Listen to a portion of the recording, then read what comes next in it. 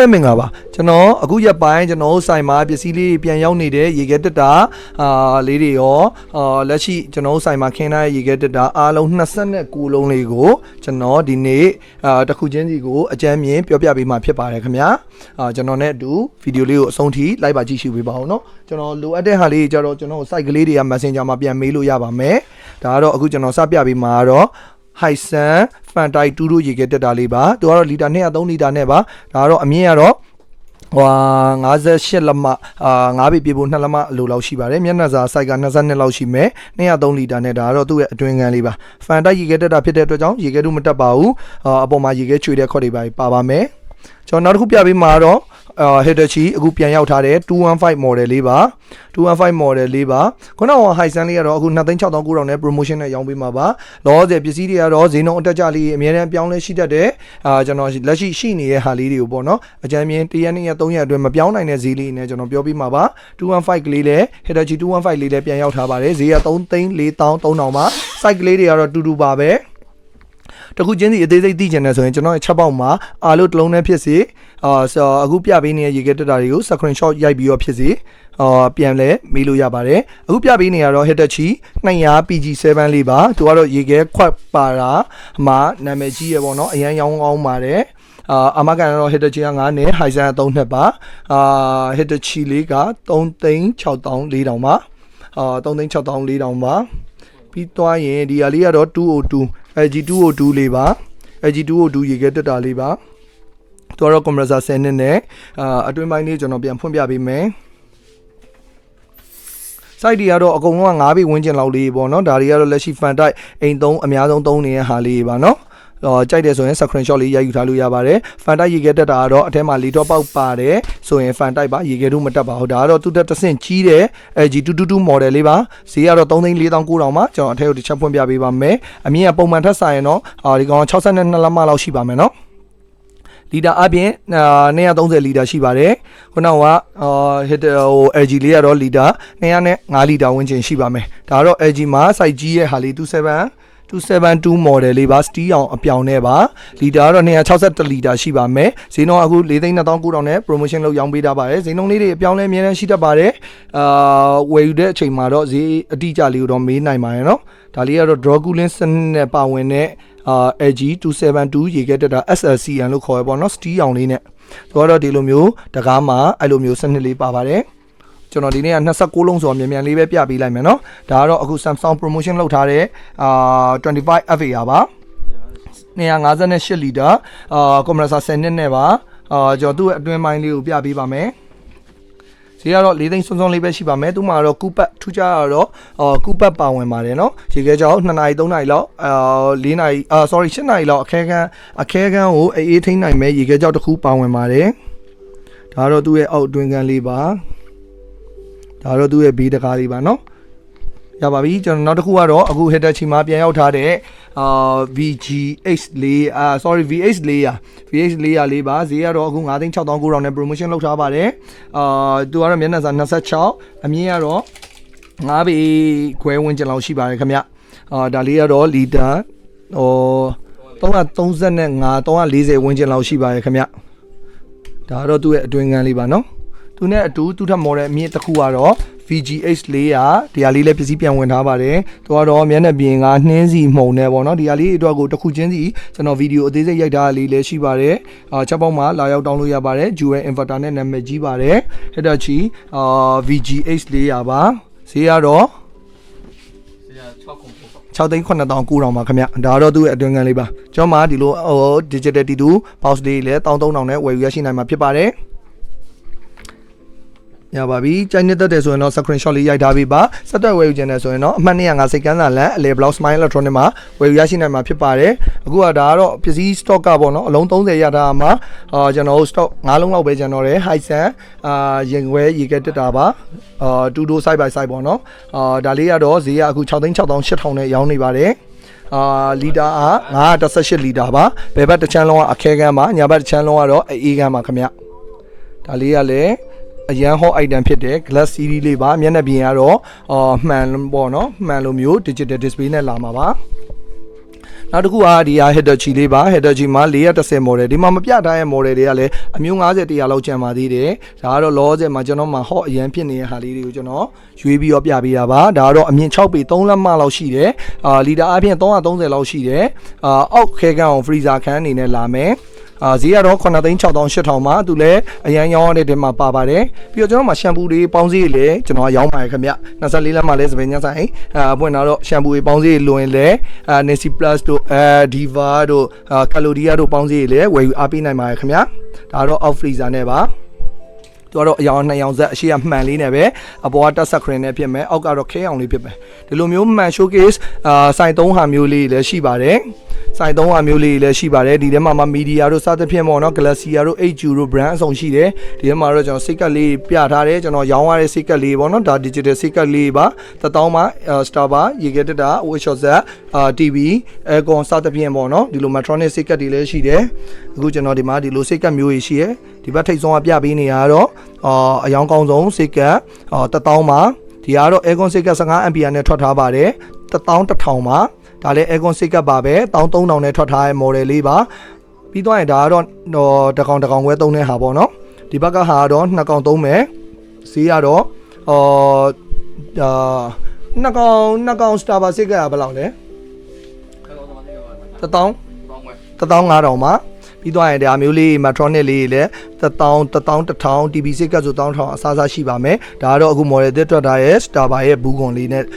ဒီ aircon စိတ်ကလေးထွက်ထားပါပြီးတော့ Star Bar မှာ 3kV ဆိုပြီးတော့တကောင်ခွဲမီးအားအတက်ကြမှာမီးအားမြင့်ဆက်အတွက်သုံးတဲ့စိတ်ကလေးလည်းရှိပါတယ်အမကန်4နှစ်နဲ့ပါဒီလိုပုံစံလေးလာပါမယ်ဒါလေးကတော့3သိန်းပါပြီးတော့ရင်အကောင်ကြီးအတွက်သုံးမဲ့ဟာ 5kV 32500နဲ့လည်းရှိပါတယ်ခင်ဗျဒါလေးလည်းဆက်သွယ်ဝယ်ယူနိုင်ပါတယ်နောက်တစ်ခုပြပေးမယ့်ရေခဲတက်တာကတော့မီဒီယာဟိုတယ်ဆိုင်ရေခဲတက်တာလေးပါတော့ခတ်လို့ရပါတယ်ခင်ဗျဈေးကတော့9800ပါခင်ဗျလီတာအပြင်တော့ဒီကောင်ကအကြမ်းမြင်50ကျော်လောက်ရှိမယ်ခင်ဗျ50လီတာကျော်လောက်ရှိပါမယ်ဒါကတော့သူ့မှာအခဲကန်းလေးတော့ပါပါမယ်ခင်ဗျနော်ဒါအခဲကန်းလေးပါပါမယ်တော်လည်းခတ်လို့ရပါတယ်အာမကန်လည်း3နှစ်ပါပါတယ်ကွန်ပရက်ဆာ9နှစ်အာမကန်ပေးပါတယ်ဆက်သွယ်ဝယ်မယ်ဆိုရင်တော့ကျွန်တော် Smile Electronic အမှတ်205စိတ်ကန်းသာလန်အလဲဘလောက်မှာဆက်သွယ်ဝယ်နိုင်ပါတယ်ကျွန်တော်ဒုတိယပိုင်းအနေနဲ့အခုထပ်ပြပေးမှာကတော့ Toshiba ရေခဲတက်တာလေးပါ Toshiba ရေခဲတက်တာဒါဖန်တိုက်ပါပဲခင်ဗျဒါဖန်တိုက်အခု2021အတွက် model အသစ်ကလေးရောက်ထားပါB22 VB model နံပါတ်နဲ့လာပါတယ်အမြင့်ကတော့4ပေ2လက်မလောက်ရှိပါမယ်လီတာအပြင်180လောက်ရှိပါတယ်ဈေးကတော့2,9400နဲ့အခု promotion ရောင်းပေးနေပါတယ်ပစ္စည်းကတော့stock ကတော့အနည်းငယ်ပြတ်တာမျိုးတွေဈေးပြောင်းလဲရှိတတ်ပါတယ်ဒါကတော့သူ့ရဲ့အတွင်းကန်းလေးပါသူနဲ့အတူထွက်ရှိထားတော့အမဲအောင်လေးထွက်ရှိထားပါတယ်တိုရှိပါပဲသူကတော့မှန်လို့ glass CD လေးဖြစ်မယ်မော်တာအာမကန်ကတော့10နှစ်ပဲတိုရှိပါမှာလဲတစ်နှစ်အတွင်းပစ္စည်းရောလက်ခေါက်အခါမယ်နဲ့ကာလာကွဲသွားမယ်အယောင်ဒီဇိုင်းအရင်မိုက်တယ်ဈေးက3,1400မှာညနေစာစိုက်က22လက်မလောက်ရှိပါမယ်သူ့အတွင်းကန်းလေးလည်းကျွန်တော်ပြပေးပါမယ်ခင်ဗျသူကတော့ freezer ကန်းကျဲတော့လက်ရှိမှာတော့ကျွန်တော်အရှိတရက်နေ့မှာကြီးညာထားပြီးတော့ပစ္စည်းတွေအရန်ထွက်နေပဲ model မျိုးလေးပါကျွန်တော်အခုကြီးညာထားတဲ့ဗီဒီယိုလေးကတော့ဒီတပတ်2ပတ်လောက်အတွက်ပဲပေါ့နော်ပစ္စည်းလေးတွေကအမြန်ကုန်တိုင်းတဲ့ပစ္စည်းမျိုးလေးပါပြီးတော့အခုဒီရက်ပိုင်းမှာပဲ2021အတွက်ထွက်ထားတဲ့1 2ခါပြက်ဆိုင်တွေကအချိန်မှာတိုက်ထဲရပဲပေါ့နော်ဒီလိုမျိုးအယောင်9ယောက်နဲ့အယောင်9အောင်နဲ့လာပါတယ်ဒီအနီအောင်လေးလာမယ်ပြီးတော့ရင်ဒီလိုကျွန်းအောင်လေးလာမယ်ပြီးတော့ရင်ဒီလိုအမဲအောင်လေးလာမယ်အဲ့ဒီကအကုန်3,2800ပါခင်ဗျဒီအမဲအောင်တစ်ခုမှာတော့ခတ်လို့ရတဲ့ဟာလဲထပ်ထွက်ပါတယ်3,3000နဲ့ထွက်ပါတယ်ခင်ဗျဒါကတော့အပေါ်ကကျွန်းအောင်ပါဒါအခုကျွန်တော်ပြတာအနီအောင်ရဲ့အပေါ်ကကျွန်းအောင်ရဲ့အောက်ကအမဲအောင်ရဲ့3အောင်ရှိပါပြီနောက်ထပ်ရှိတာကတော့ရွှေအောင်ပါရွှေအောင်လေးကတော့ရွှေအောင်လေးလဲ3,2800ပါပဲဒီပြီးတော့နုံနှစ်အောင်မျိုးလေးလဲထွက်ပါတယ်အကုန်အတွင်းကန်းတွေကတူပါတယ်ကွန်ပရက်ဆာ9နှစ်အာမကန်နဲ့လာပါမယ်ကွန်ပရက်ဆာ9နှစ်အာမကန်နဲ့လာပါမယ်အပေါ်ကချောင်းအောင်လေးကိုကျွန်တော်တစ်ချက်ပြပေးမယ်ကျွန်းအောင်လေးမှာအပေါ်ကအခဲကန်းလေးကိုတစ်ချက်ဖွင့်ပြပေးပါမယ်နော်အမကန်ကွန်ပရက်ဆာ9နှစ်တစ်နှစ်အတွင်းပစ္စည်းရောလက်ခါခါမယ်ကျန်တဲ့နှစ်ပစ္စည်းပို့ပြီးလက်ခါခါမယ်နဲ့လာပါမယ်ဈေးကတော့3,2800မှာတော့ခတ်လို့ရပါတခုပဲဈေးက3,3200กว่าဝါမှာမယ်ပြီးတော့ရင်ချောင်းမှာနောက်ထပ်ထွက်ရှိထားတဲ့18 model ပေါ့နော်ဒါကတော့ချောင်း brand 18 model လေးပါကွန်ပရက်ဆာ10နဲ့အာမကန်နဲ့ဖြစ်သွားမယ်ဈေးက2,18000နဲ့ပါကျွန်တော်အတွင်းကန်းလေးဖွင့်ပြပေးမယ်သူ့မှာတော့လက်ကင်ကိုင်းပါပါတယ် ဒါလေးတော့ချိန်မာတိုက်ပေါ့နော်ရေခဲတုမတက်တဲ့ရေခဲတုတက်တဲ့ဟာတွေကတော့အကုန်လုံးအထဲမှာဂျက်ပိတ်နဲ့ပဲလာပါမယ်လေထွက်ပေါက်မပါပါဘူးနော်ပြီးသွားရင်ကျွန်တော်ဒီမှာရှီမာဇုခါပြက်ဒူဒူလေးရှိပါမယ်3,3500ပါခင်ဗျဒါကတော့သူ့အတွင်းကန်းလေးကိုဖွင့်ပြပေးပါမယ်ဈေးနှုန်းလေးပြောင်းလဲရှိတယ်ကျွန်တော်နယ်ရီဆိုလဲကျွန်တော်ပို့ဆောင်ပေးပါတယ်ခင်ဗျကားဂိတ်တွေချပေးလို့ရပါတယ် Ever တွေကကျွန်တော်ဒါ16D model လေးပါပြီးတော့ဒီမှာမဖွင့်ပြထားတော့အရှိတစ်ခေါက်တော့ပြပြီးသား16D လေးတစ်ခုတော့ကျွန်တော်နေရအခက်ခဲကြောင်းကျွန်တော်လည်းမဖွင့်ပြထားပါဘူးလောဆယ်မှာကျွန်တော်ရေခဲတက်29လုံးတီးတီးပြပေးနေတာပါဒါလေးကတော့ခုံလက်ဆောင်ပါမယ်လက်ရှိမှာ Ever ရေခဲတက်တာတွေအကုန်လုံးခုံလက်ဆောင်ပါဝင်မှာဖြစ်ပါတယ်ဘယ် model ပဲယူပေါ့နော်ကျွန်တော်ဈေးနှုန်းအကုန်လုံးကိုသိချင်တယ်ဆိုရင်တော့ကျွန်တော်ရဲ့ Smile Electronic Sales Service Messenger မှာလာရောက်မေးမြန်းနိုင်ပါတယ်ဒါလေးကတော့3,8,900ပါကြိုက်တယ်ဆိုရင်လည်း screenshot ယူပြီးတော့တစ်လုံးချင်းစီတော့မေးမြန်းနိုင်ပါတယ်အခုကျွန်တော်ပြပေးမှာတော့ဒီ Toshiba 1 လေးပါToshiba 1 လေးကတော့ဈေးက2,2,300ပါသူလည်း compressor 10နှစ်တစ်နှစ်အတွင်းပစ္စည်းရောလက်ခါခါမယ်ကျန်တဲ့2နှစ်ပစ္စည်းပို့ပြီးလက်ခါခါမယ်နဲ့လာပါမယ်ဒါတော့သူ့ရဲ့အတွင်းကန်းလေးပါခင်ဗျာဒါလေးကတော့1 လေးပါ1လေးကတော့တတိထားမှာအောက်မှာရေခဲတုတက်တဲ့အခန်းလေးမှာအချွန်နေပိုင်းနဲ့မထိုးမိဖို့အရေးကြီးပါတယ်ရေခဲတက်တာလေးကအိမ်ရောက်တယ်ဆိုရင်အနည်းဆုံး3နာရီစောင်းပြီးလဲတယ်သွားမယ်ဆိုရင်တော့တရက်ညင်အောင်ထားရပါမယ်နော်ဒီတိုင်းထောင်ပြီးတယ်သွားရဆိုရင်တော့3နာရီညင်အောင်ထားရပါမယ်အောက်ခံဖော်တွေပါဖြုတ်သုံးရပါမယ်နာနဲ့ဘေးပတ်ပတ်လည်းလေးလုံးခွာပြီးတော့သုံးရပါမယ်ခင်ဗျအခုပြပေးနေရတော့ချမ်းဟုံရဲ့128 model အမဲအောင် plus T နဲ့ပါအမကန် compressor 10နှစ်ပါဒါတော့သူ့ရဲ့အတွင်းကန်းလေးပါခင်ဗျဈေးကတော့3,600အတိပါခင်ဗျာเนาะဈေးကတော့3,600အတိပါဒါလေးကတော့မီဒီယာမှာထွက်ရှိထားတဲ့3,400,100တန်130 model လေးပါသူလည်း Amakan compressor 9နှစ်နဲ့လာပါတယ်သူကတော့ Europe ကိုသွင်းတဲ့ brand တွေဖြစ်တယ်အပေါ်ကကျွန်တော်အခဲကန်းလေးပြပေးပါမယ်ဒီ series တွေကတော့ Europe ကိုသွားတဲ့ brand မျိုးလေးဖြစ်တော့design သားနာ Euro style လေးတော့နည်းနည်းကြပါတယ်ခင်ဗျဒါလေးကတော့ဈေးကတော့3,400,100ပါပြီးတော့ရင်ကျွန်တော် high sun ဒီမှာခါပြက်တူတူ site လေးပါဒါကတော့ဟိုချောင်း15 site လိုမျိုးလေးပဲသူလေးလည်းဟိုရောင်းကောင်းတယ် compressor 9နဲ့ Amakan နဲ့လာမယ်သူကတော့အဖုံးဖွင့်တာကတော့ဒီလို design နဲ့ဖွင့်မယ်3,600ကျပ်ပါခင်ဗျပြီးတော့ရင်အခု LG 12လေးရှိမယ်ခင်ဗျLG 12ကတော့မျက်နှာပြင်ကရှိတ်အချိုးလေးနဲ့လာမယ်ရှိတ်အချိုးလေးနဲ့လာမယ်ဈေးကတော့2,900ပါဒါကတော့သူ့ရဲ့အတွင်းကန်းလေးပါိုင်းနေတဲ့တဲ့ဆိုရင်တော့ကျွန်တော်ရဲ့ချက်ပေါက်မှာ screenshot လေးနဲ့မေးနိုင်ပါတယ်နာမည်လိပ်စာဖုန်းနံပါတ်ပို့ပြီးတော့လည်းဝယ်အားပေးနိုင်ပါတယ် Hitachi 12လေးလည်းပြန်ရောက်ထားပါရဲ့ခင်ဗျ Hitachi 12လေးကတော့2,400,300ပါခင်ဗျဒါတော့သူ့ရဲ့အတွင်းကန်းလေးပါဒီကတက်တာတွေအကုန်လုံးကတော့စိတ်ကပ်ခံပြီးတော့သုံးဖို့လိုပါတယ်ခင်ဗျเนาะကျွန်တော်အခုဒီနေ့ပြသွားတော့ရေကတက်တာအားလုံး29လုံးပေါ့เนาะဒီထဲမှာဟိုဟာကျွန်တော်မပြလိုက်တဲ့ရေကက်တက်တာတွေလည်းအများကြီးပါပါတယ်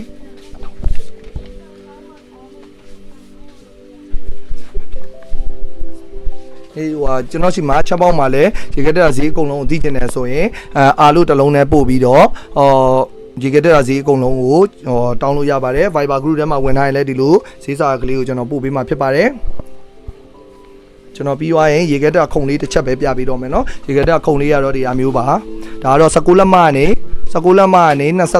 အထိကိုအချုံချက်လုပ်လို့ရမယ်4လက်မကနေ8လက်မအထိကိုအနေမြင့်လုပ်လို့ရမယ်ခုံလေးပါဒါလေးကတော့9,000ကျပ်ပါပြီးသွားရင်နောက်ထပ်သူ့အတွက်ရေခဲတက်တာဒီလို site ကြီးတွေပေါ့เนาะကျွန်တော်ဒီလို header ကြီးလို့ဒီလို site ကြီးမျိုးတွေအတွက်ကိုရေခဲတက်တာဆိုရင်ခုံဆိုရင်13,000နဲ့ဝယ်ယူရရှိနိုင်မှာဖြစ်ပါတယ်ခင်ဗျာကျွန်တော်ဒီနေ့ပြောပြပေးသွားချင်တာလေးကတော့ဒီရေခဲတက်တာ2021မှာဟော့ဖြစ်နေတဲ့ရေခဲတက်တာအကြောင်းလေးတွေကိုပြောပြပေးသွားတာဖြစ်ပါတယ်ဆက်သွယ်ဝယ်ချင်တယ်ဆိုရင်လည်းကျွန်တော်ရဲ့Messenger မှာပေါ့နော်တည်ကျင်တာရှိရင်လည်းလာရောက်မေးမြန်းနိုင်ပါတယ်အကုန်လုံးကပစ္စည်းအကုန်လုံးကတရားဝင် official running ပါတဲ့တရားဝင်ပစ္စည်းလေးပါ company official running ပါတဲ့တရားဝင်ပစ္စည်းလေးပါအောက်လမ်းဝင်ပစ္စည်းတွေဝက်တောက်တွေပေါ့နော်ကျွန်တော်မှာတော့အဲ့လိုမျိုးတော့လောဆယ်မရနိုင်ပါဘူးကျွန်တော်ကရောင်းအကောင်းဆုံးစုတွေရအောင် customer တွေအတွက်ဈေးသက်သာအောင်ရောင်းပေးထားတဲ့အတွက်ကြောင့်မလို့ပေါ့နော်ကျွန်တော်ကဒီလိုမျိုးcustomer တွေကိုဈေးနှုန်းတက်တာလေးနဲ့ပဲကျွန်တော်ရအောင်ရောင်းပေးပါတယ်ဆက်သွယ်ဝယ်မယ်ဆိုရင်တော့ကျွန်တော်ရဲ့ဆိုင်လိပ်စာကတ်ကလေးဖြစ်ပါတယ်အားလုံးကျေးဇူးတင်ပါတယ်မင်္ဂလာရှိသောနေ့လေးဖြစ်ပါစေ